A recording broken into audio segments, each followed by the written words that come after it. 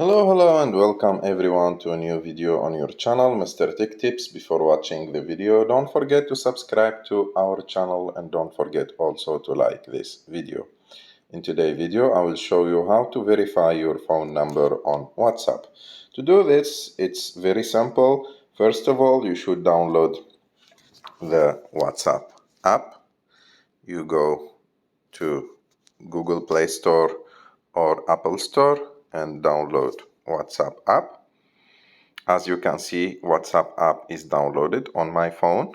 And after that, when you open WhatsApp, you will find this screen. And on the screen, it's like written verify your phone number. What you should do here is to type your phone number.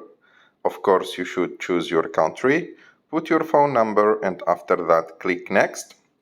And when you click next, you will receive an SMS with a code, and that code is for the verification of your phone number. If you didn't receive that SMS, please check that your SIM card is working. Of course, the SIM card that you have chosen to create WhatsApp with it.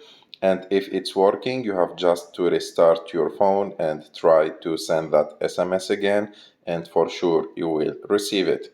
I hope that you like this video. If you like this video, don't forget to subscribe to our channel, to like this video, and see you in the next one.